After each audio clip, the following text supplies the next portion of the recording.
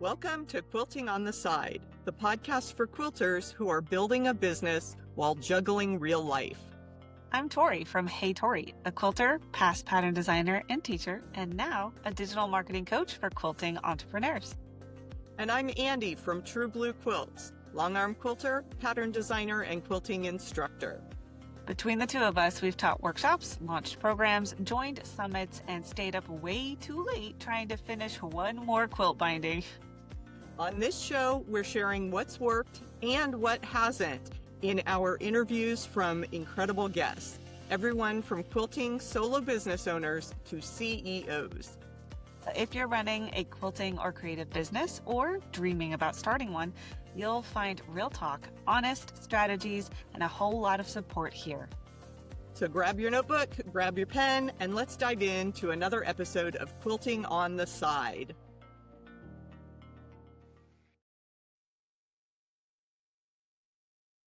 So welcome back to another episode of Quilting on the Side. So we have a special treat today.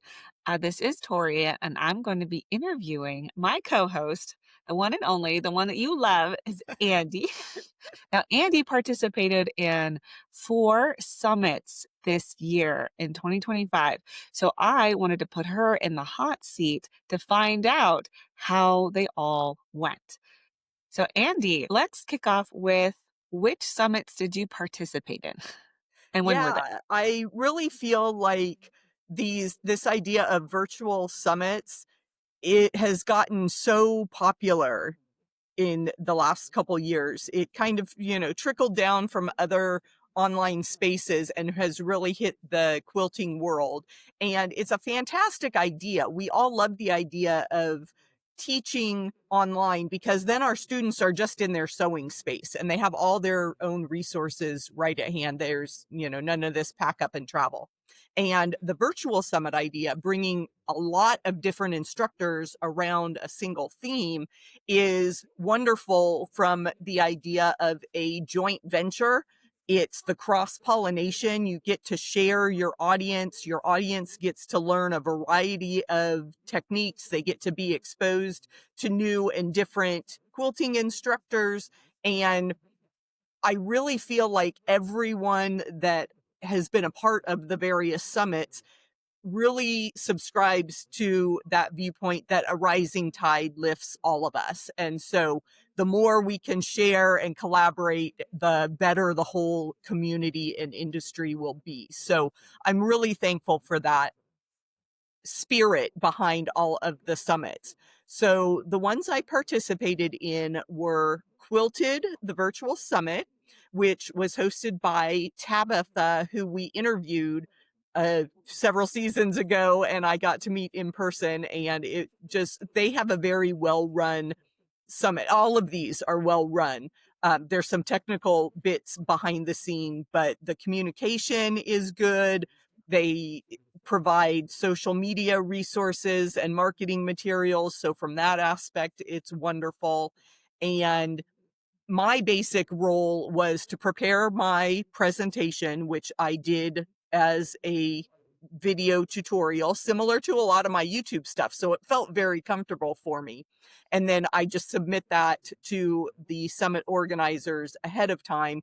And then it's just that game of staying on top of the marketing the few weeks in advance, being available the day and time your presentation goes live, and then just following up as you hopefully get the orders rolling in afterwards, and the community building aspect as people download your freebie, which tends to be the big draw of the presentation, is to offer that lead magnet, offer that pattern or that tip sheet, and then just continue to engage with your audience. So as I said, I was in part of Quilted, and that happened in February and September of 2025. I participated in the Tour de Fabric in July of 2025, and I was also part of the Quilters Life Summit in October. So especially with September and October being so close together, I was a little bit concerned that I was overwhelming my audience, and so that we can get into how that affected everything. And, um, there's another one, going on, like, just within a few days of our recording this, which was Quilter's Paradise. So quilters out there may start hearing about these events, and that's I guess my biggest worry is that we're overwhelming our audience with this, continual back to back to back, and buy the all access pass and it's a great deal. Well, do you always have a great deal if it's always offered? Well, I think there is still a lot of room for summits. As you said, they are a great opportunity to learn a lot of new things all at once and be introduced to a lot of different teachers, especially for those that can only learn online. So if you're in a rural area, if you have some kind of maybe disability or even time requirements where it's like, if you're a busy mom who works, you're going to have very little limited time to actually go and learn a hobby like quilting. So I think there's definitely a market there. I actually saw a lot of excitement in this October Mhm. in the Facebook groups that I'm a part of, the quilting Facebook groups, they were actually talking about summits, and I haven't actually seen that before. So I think that it's not brand new anymore, but it's something that people are talking about. And I know that the numbers keep rising in attendance. So some of the summits that you entered, because I have clients that also were in some of the summits that you were in, so they kind of talked to me a little bit behind the scenes. And some of them are a little bigger, some of them are a little smaller, and they all have this great way of building each other up. And one of the main benefits is, joining that community, but also building your list and being able to introduce what you offer to new people. So, one question I did want to ask before we get into like the marketing and stuff and how everything turned out with each summit, I wanted to ask you what made you say yes to being a part of. Honestly, I'd love to hear about each and every summit. So, what Yeah. made you want to say yes? Well, like I said, I'm big into collaborations. If you give me an opportunity to talk about quilting, I'm gonna jump on it. So, meeting Tabitha in person and hearing about her summit, having that personal connection, I want to be a part of things. I want to help her make it a good event. I feel like I can give a professional, polished presentation about my quilting topics, and it's definitely a symbiotic relationship. I feel like I can add value to her community, and I'm definitely interested in growing my community. So that give and take is really interesting and beneficial, I think. So that's, the main draw, bottom line, business minded perspective is, how can we reach more people and make our offer? So that's really what I took from that. And definitely having the personal connection with Tabitha for Quilted and with Dara for the Quilters Life Summit. Um, I felt was a great benefit. I had heard wonderful things about Bee Byrne, who runs the Tour de Fabric in July, and she was a guest on the Craft to Career podcast. And so I heard a little bit about her business model and her goals and structure of the summit before I joined. So having that professional polished event really makes it easy to say yes. Excellent. So one of the challenges with being a part of multiple summits is not repeating the same offer and the same content, because they do have non-compete clauses. And so I was very mindful of targeting my presentation in a different way for each of those summits. And, luckily I have a lot of content out there. I have two books on two different topics, so it's easy to funnel people to those different techniques. Yes. You know, what do you think about using a summit as a way to And this idea came from one of my clients. So she uses summits as a way to kind of test new ideas. She had a few directions she wanted to go with this coming year, and she couldn't quite narrow it down. So instead, with the summit, she kind of used that as an opportunity to be like, hey, let me test this one out for the summit. Let me test this one out for a second one. And she only did two. She didn't do four like you. But she had these two different ideas. So she went ahead and did like a little snippet here and a little snippet there. And then she was able to see how many people liked what she offered and which direction she could go. So do you think, as someone who's participated in one, that that might be a fun way to kind of test ideas?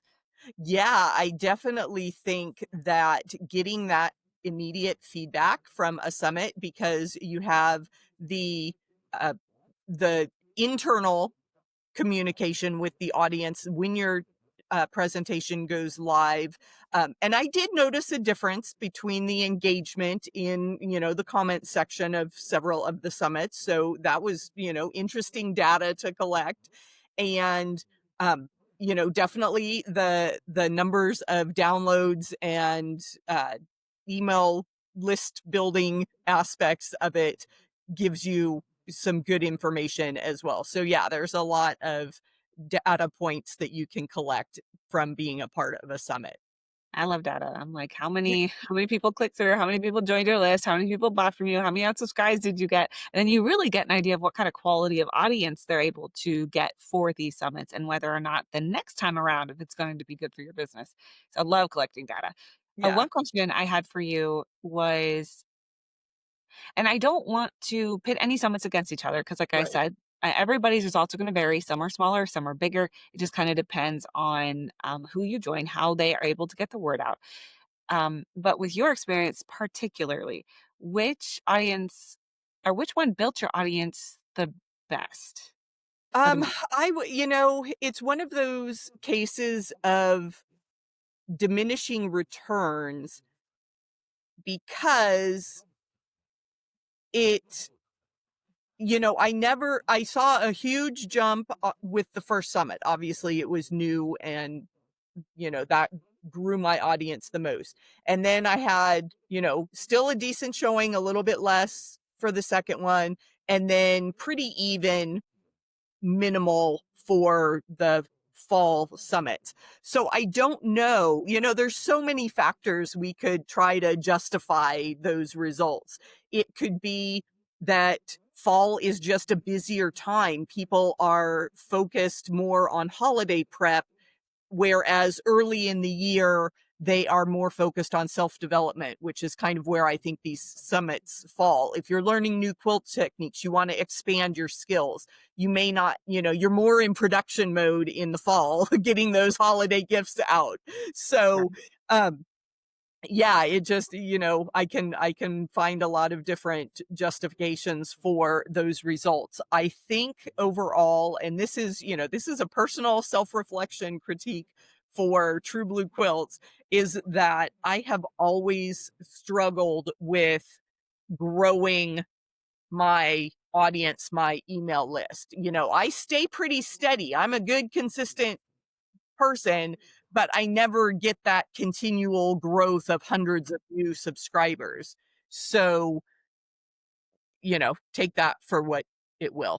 And I think that's really fair to talk about. And it also always has to do with what you're offering as well and who's in the room. And like if they're overwhelmed with the amount of people, I think that's something to keep in mind because I did join one of these summits and I wasn't able to watch anything because every time I got the notification, it was 15 minutes before it started. And I sit there and I'm like, wait, I could go do this for 15 minutes and then I'll come back. And I never came back. So I Mhm. missed out on so much of the summit that I wanted to see because I was kind of overwhelmed with with how many people, how many notifications I was getting about it, how many emails, because I was able to sign up for what I wanted to watch, but I wanted to watch so many of them, and then I kinda ran out of time before, all the stuff went away, which is great. I think that is a great marketing thing is that they put urgency in there. So it's like, okay, you get to watch everything for a price or for free up to this point, and then after that, you pay for what you call the all access pass, which is I think did every single one have an all access pass? Yes. Yeah, Yes. they did. So I think that is excellent because it drives revenue for the participants. It drives urgency for the participants or for the audience Mhm. participants and it allows people to find new teachers, see what they're interested in, and then if they really want to hang on to these lessons, they have an affordable way to do so. I think the whole model of it is really smart. But me as a quilter who's super busy, who only quilts like a couple times a month, I was like, oh no, I ran out of time. So next time the summit comes around, I'm planning to be much more active. So that might be part of the that's of course my audience as me as an audience member critique.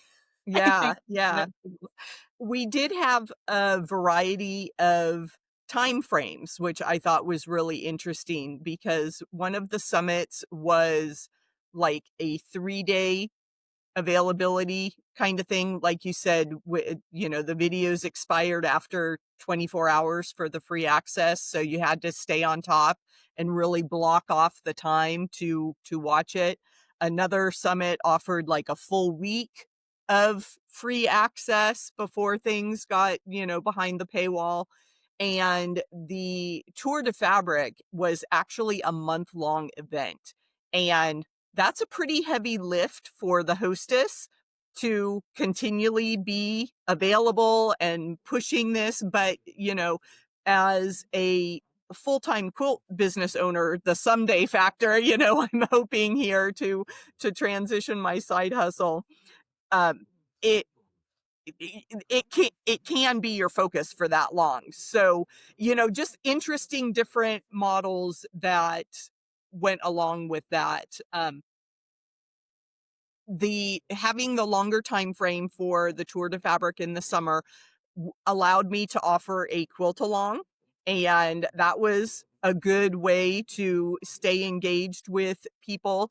That event had a much more robust comment section and message board structure, so that's an additional software cost, I'm sure, that you have to have a platform that will support that interaction. But I really think that was added value for that type of event. Not, yes, fell under the umbrella of a summit, but it was more an online event. So it had a much longer time frame than the other ones.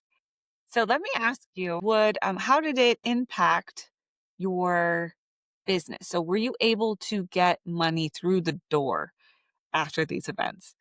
Yeah, and that goes back to the diminishing results. The first one was really awesome. I, blew myself out of the water in terms of product sales for my little bit different ruler. For the fall summits, I tried to push my books, and the I'm losing track of which one was which, but one of them didn't sell many books at all. The other one had a few. So, in terms of results there, and that the sales of the all access pass were about even for those. Um, the One of the summits was really great as a self motivator because I was able to take the quilt along. Um, Videos that I did privately and turn those into an evergreen course. So, trying to work smarter, not harder on that. Yes, I love that. That's the second conversation I've had today where somebody has taken that advice where they're doing something for one thing and then using it in their business as something else. That's amazing. I also want to talk with that thread when you're doing a summit. I would think about how you're going to follow up from the presentation. So if you're presenting on a subject that you have nothing to sell for, that's not going to turn revenue as well as if you have something that's very aligned with what you offer. Like Andy has 2 books. So that's something that she can take a section of that book and create a a video on that, a topic on that. And then that could easily translate to what's in her book and how she can follow up with that audience. So that is also something to keep in mind, especially if you take that idea we talked about earlier and want to introduce something new. You Mm. also want to think about if this does pop off, if this is something that everybody gets excited about, how can you follow up from it so that you are building your business? So that is something to keep in mind. It sounds like there is some good and some bad results with it. Yeah, I would say that. So there are some good and some bad that went along with the summit, some lessons that you've taken away from them. So do you have some advice for how to follow up after a summit for those that want to join one? Yeah, I would definitely say take Tori's advice, everybody, and plan those emails. We have an older podcast episode about launches and, the email sequence, and really plan, 2 or 3 emails to send out in those following weeks that can build, that can, say, reintroduce the topic. Hey, as I talked about in this summit, I love half rectangle triangles. That's Andy's thing. So here are some new ways. Here's what I'm working on currently that feature that same technique. And if you want to learn more, come watch me on my weekly YouTube live when I'm actually sewing these half rectangle triangle blocks. So keep that in mind. I always think, and this is one of those things where I need to take my own advice. If you sit down and do it now, then your future self is free of a lot of that worry, because I am getting in my own way with trying to predict someone else's emotion about what I'm offering. It's not my responsibility how they take the offer up or not. My responsibility is to put the offer out there, because I'm sure there are some people curious about how to make half rectangle triangles, and you can see some of them in the quilt behind me. So I need to be teaching that so that these people can explore this, wonderful unit in their quilts. And, beyond that, someone else can take responsibility for that. But I just, Yes. want to put the knowledge out there, and I have to stop being afraid of, oh, I'm, mentioning it too much. No, McDonald's doesn't care that they're on every other ad, Nope. And Andy, they don't know there is a party of half rectangle triangles if you don't invite them to the party. right? Well, let them know what's happening Yep. and Yep. what they can do with that. I think that's a fun way to think about marketing after a summit, is to be like, "Hey, there's more. Come Yeah. play with me." Like, because Uh-huh. that's what we do as quilters. We experiment, we play, we have fun, we're creative, and it can be a sort of like creative party invitation. It doesn't have to be buy my thing. It doesn't have to feel that way. Right. But yeah, that advice of scheduling ahead of time is so important, because I I'm the same way, believe it or not. I chicken out during a launch. I'm like, "Oh, no.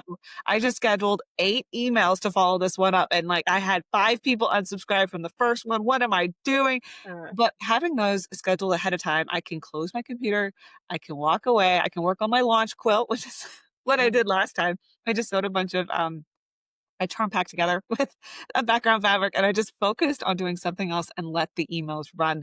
And at the end, I actually had a profit coming through the door. So it's one of those things that you can get out of your own way by scheduling ahead of time when you're excited. Like maybe right after you do the video, it's really cool, and you can kind of jump in and do those emails because you're excited about what you've just created. And then, like Andy said, get out of your own way.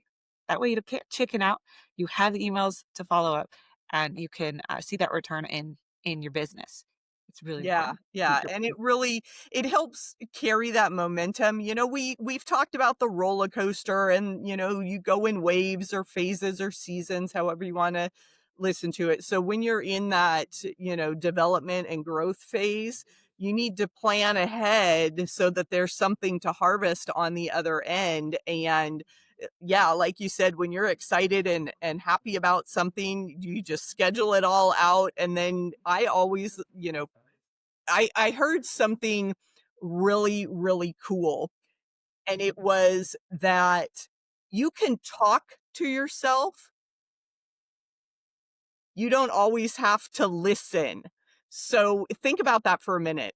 You are listening to those voices in your head. And if you're listening to that negative, doubting aspect of things, that's going to impact. But if you are talking to yourself about how great this is, what a wonderful offer, what a smart businesswoman you are, that's going to have a different result. So go ahead and talk to yourself. It really reminded me of the power of mantras and that positive thinking. So I'm trying to talk to myself about these smart, strategic email sequences, business tactics that I can take to grow in the future rather than listening to that scaredy cat who gets nervous and doesn't hit send. So I just wanted to share a little bit about my mindset of the difference between talking and listening. So Definitely. I think that's really great to point out, really valuable. What's your best tip to prepare for a summit? Because you talked a little bit about how the summit went. So you record something ahead of time and then you're live on the day of. But do you have anything else that you want to add to advice on prepping for a summit? yeah, I would say, and I've mentioned this to some other folks, um, because it came from my business mentor, Nicole Walters. uh, Stay ready so you don't have to get ready. So if you've got several topics, if you've gone down a rabbit hole and discovered, this great stuff and you've got a slide show of your favorite quilts featuring a certain design, wrap that package all up and outline it. Go ahead, even if there's no invitation on the horizon to present the topic, go ahead and make the slide presentation, make the lead magnet that goes along with it, and have it on the shelf. Because then when all of a sudden see that, oh, this summit's coming up and the presentation proposal is due next week. Hey, I've got something ready and I'm not going to be stressed out. And some of the deadlines are getting uh, earlier and earlier. Like if there are spring summits, people want all the materials before the holidays. So there's like a 3 month gap or 6 weeks that you need to have stuff ahead of time. And so it's all in that early preparation. So spend some time, think about some different ways that you can present your core offer. Like I've said, my thing is half rectangle triangles. Well, I've taught a certain block several times. So I need to teach different blocks that all come back to that same core topic of half rectangle triangles. And then I can drive that to my sampler course. I can drive that to my book. You have a variety of offers. So spend some time brainstorming all the different ways that you could present one topic. That's really great advice. I'm over here thinking about, okay, so I have the DMMC. Like, how can I create a quick presentation? Maybe I could join a business summit. Like, Yep. Yep. so another question I had was, how did you interact with the organizer? Were there were live calls? Is this all via email? Like, how did the coordination go with the organizer? Yeah, most of it obviously is done via email with, reminders of deadlines and stuff. Most people take advantage of Google Drives where you can just upload your presentation and you have a folder of marketing materials. So that comes out ahead of time. So that's really nice. We did have several presenter calls where we got to meet and chat with other quilt business owners. So that networking is always a great feature. Um, and then I want to pivot a little bit and talk about the marketing efforts that the organizers did, because that was such a key piece. And I saw it improve with the later summits. It was mainly just having the Instagram, Facebook post stuff for the early summits. But then as the year went on, people started taking advantage of video, which is my love. So we did collaborative events for my YouTube lives. People would come on. We did Instagram lives where the hostess and one of the presenters would interact in the weeks and days leading up to the summit. Um, Doing some blended reels where everybody shared a clip and it was like passing from one part of the screen to another.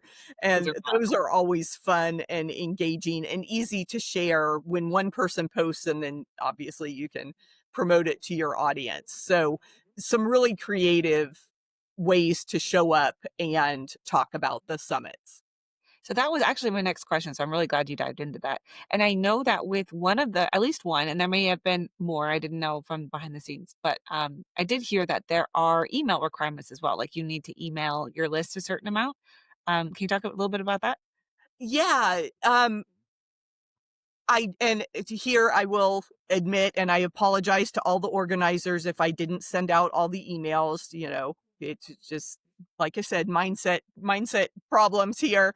Um, it's usually, 3 it's I wanna say at least 3 because you have, the week before, the day before, the day of, at a bare minimum. Most of us were doing, more than that, and then, social media posts within a same, aspect of it, and, um, yeah, I don't know how that impacts, you know, um more is better, it seems, but Well, as you mentioned, like, McDonald's doesn't care how many ads it takes, how many times you see a McDonald's ad, like, they need to get the word out there because you're right, like, people need to see something, several times, like, up to, like the studies have shown, like, 7, 8, 9, 10, like, it's quite a few repetitions before they'll actually commit to join because it is a free event. Mhm, They can get the all access pass, but it is a free event, but what you have to think about is they're trading their time, their energy, and their personal information, their email in order to join these summits. So in order to actually join them, a lot of people will need that repetition. I almost said mhm, reputation. That repetition yeah, in order yeah, to trust it and to join it. Now, if they have a lot of trust in you, if you have an audience that you email regularly, they may have a lot of trust in you and see a free event like, oh, I'm just going to join this because Andy said it's awesome, and you're going to trust Andy. But for the most part, you're going to need to email them several times.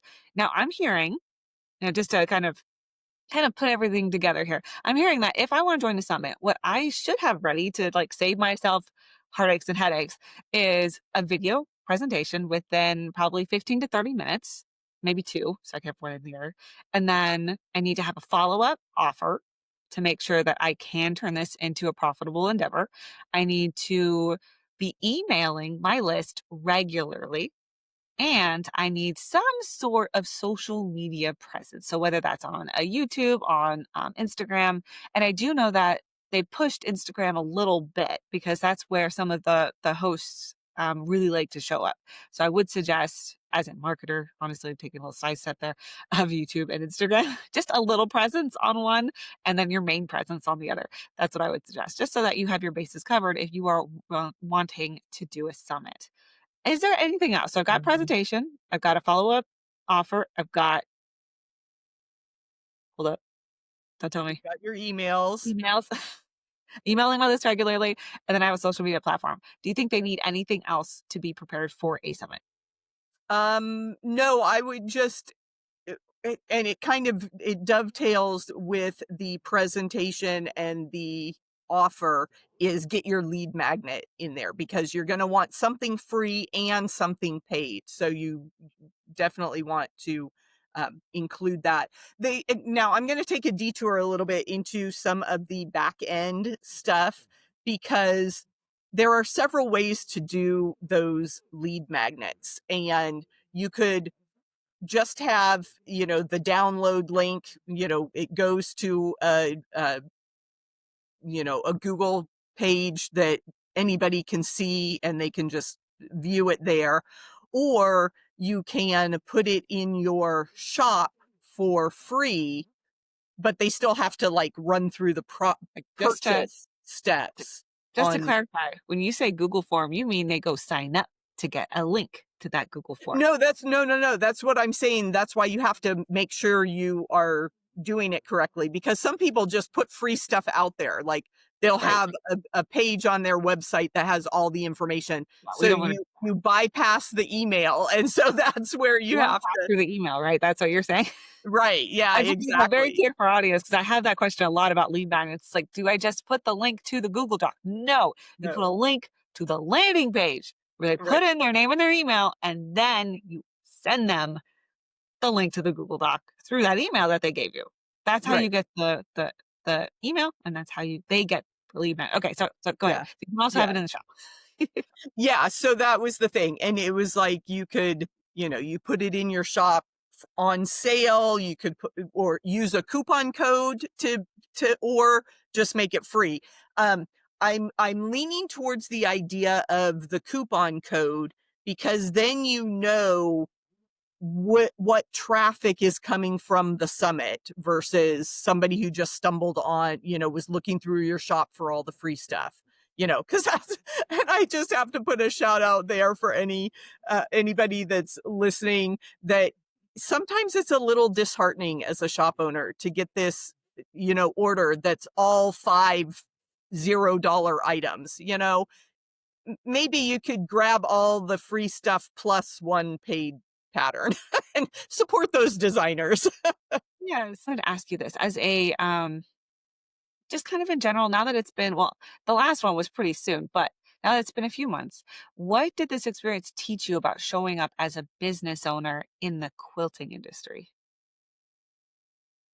I definitely think it boosts your status as a professional because you are a presenter, you have that credential now that you've been a member, a presenter at, and now you can list all these platforms.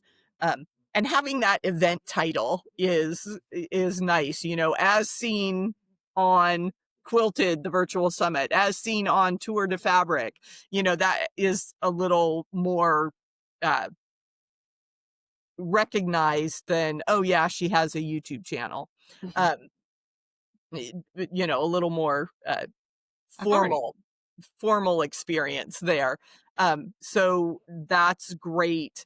Um, it definitely, even though it was small, it is growing my email list, and that just gives me a foundation to expand upon, especially if you include some of that uh each one reach one aspect to tell a friend, kind of, get that word of mouth chain working. And you have to tell people what actions you want them to take.